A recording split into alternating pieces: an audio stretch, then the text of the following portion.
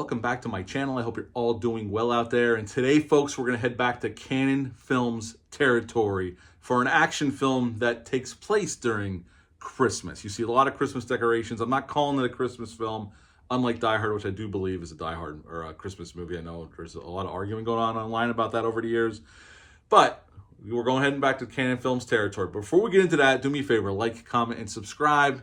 I greatly appreciate that. Also, as always, a shameless plug for my Zazzle and my TeePublic store. I'll link for both of those in the description box below. And let's head back to Cannon Films territory for Invasion USA.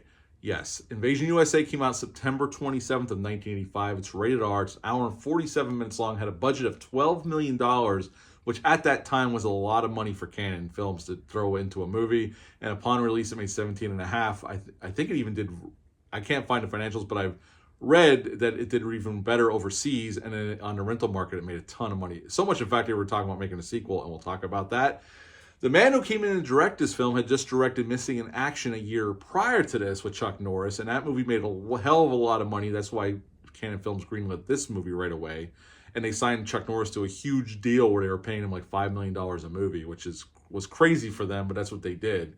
And Cannon Films has a very interesting history. I mean, there's a great documentary. It's on YouTube for free called Electric Boogaloo, the story of Cannon Films. If you get a chance, watch that documentary. It is fascinating the way they ran their business, but you got to respect it. You got to respect the hustle. Now, Joseph Zito, leading up to this film, he got Missing in Action based off of the success of Friday the 13th Part 4, which, funny enough, came out in 84. And then he did Missing in Action, which came out in 84.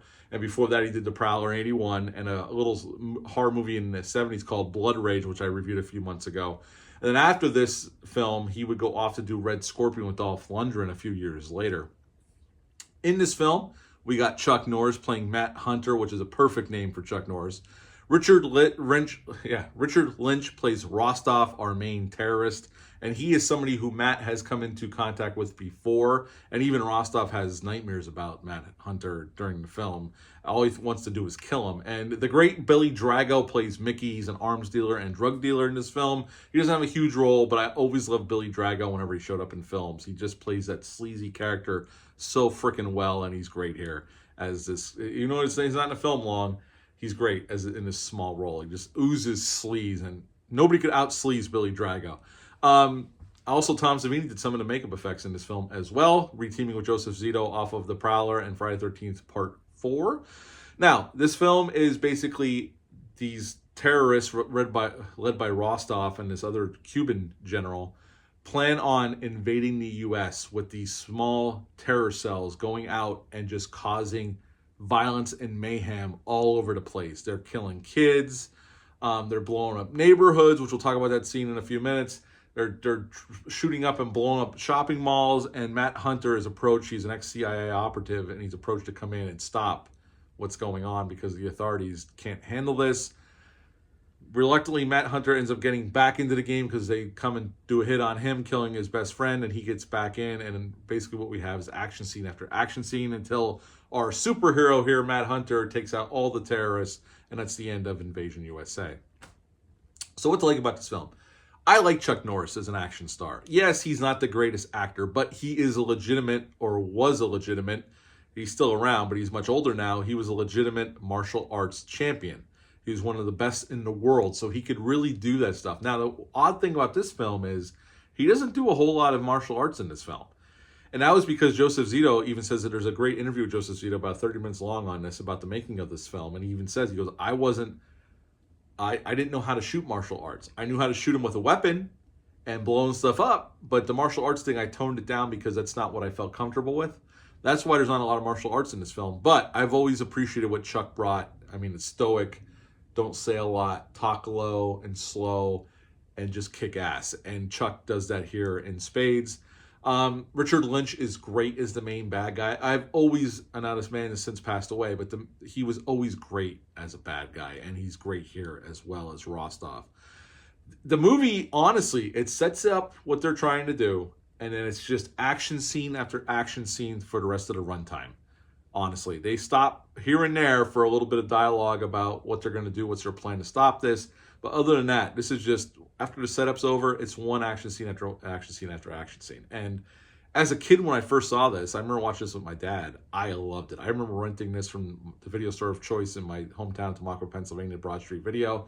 I used to rent this at least 2 or 3 times a year and watch this film. I've owned it on DVD, and I have just upgraded to 4K. It was on sale.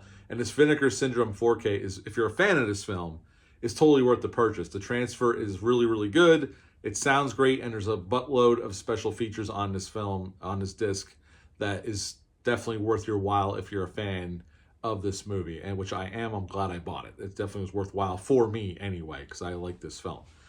Is this film, now the action is pretty well shot by Joseph Zito. I mean, he proved with missing in action, he knew how to shoot action. I think the problem with a lot of the Cannon films are when he did action movies, and I like a lot of Cannon movies, even the bad ones, some of the bad ones I like as well. They didn't have the money to pull off a lot of the stuff they were trying to do. In this movie, you could tell this had a healthy budget, and they went bigger than they've ever gone before with an action movie. Because at the end of the movie, when that siege on downtown of the city, there's tanks, there's explosions left and right, lots of gunfire, tons of extras. As a matter of fact, Joseph Zito in the documentary said there was 10,000 extras for those battle scenes, and it looks like it on film. You could tell the money was spent on film. And he does a nice job with it. He really, really does. Is this movie silly? Yes, it does have the Cannon silly factor. And there's some over-the-top cheese, and there's cheesy one-liners. But I got to be honest, at the end of the day, it's entertaining as hell. And that's all you could really ask for from a film like this, is just Chuck killing everybody. It's a lot like Chuck Norris's version of Commando, where it's just one-man army taking out all these terrorists and saying a badass one-liner from time to time. And that's pretty much the movie. And if that sounds like a movie you can dig, then this is a movie. If you've never seen it, it's definitely worth checking out. I have always enjoyed it. It's a very entertaining film. And some of my favorite scenes are, and we're going to go in a little bit of trivia as I talk about this. This movie was shot in Florida and Georgia.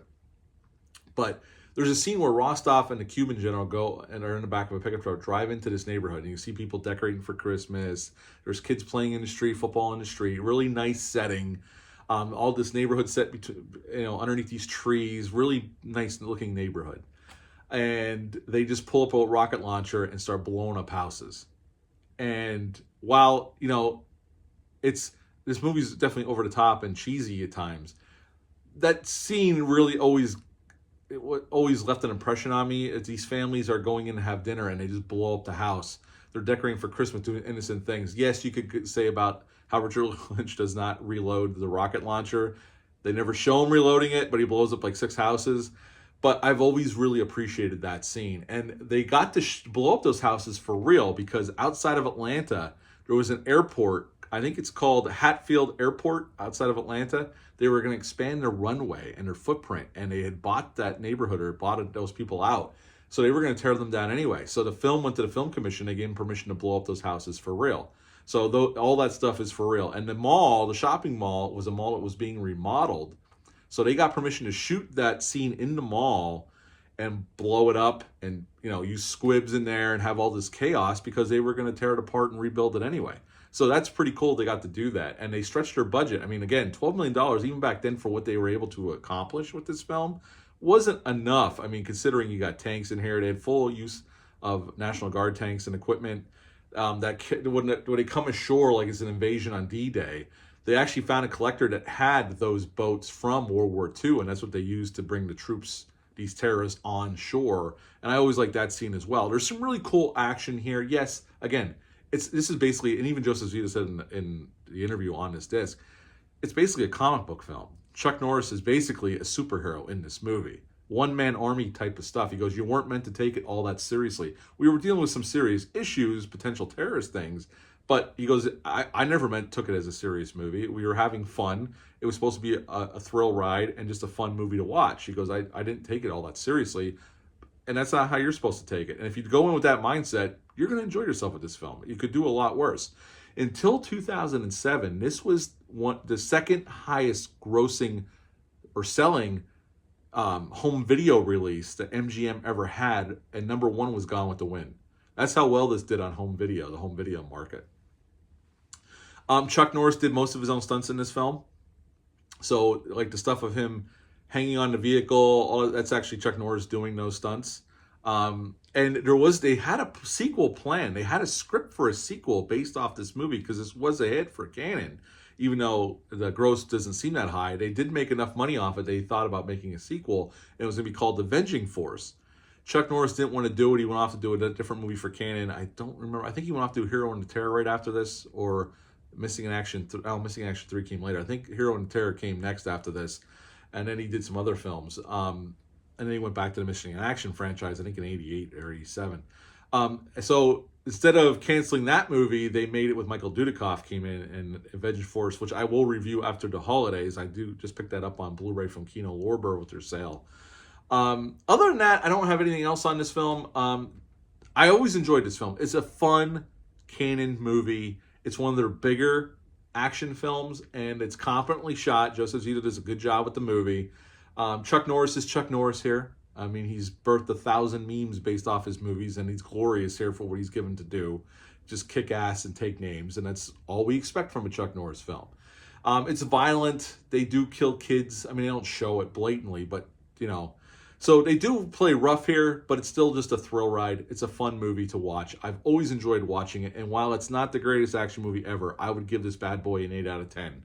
8 out of 10 for Invasion USA. Have you ever seen this movie? Leave a comment down below. Let me know. Hit the thumbs up. Hit the subscribe button. Share this video. I greatly would appreciate that. I'll be back soon with some more reviews, but until next time, bye.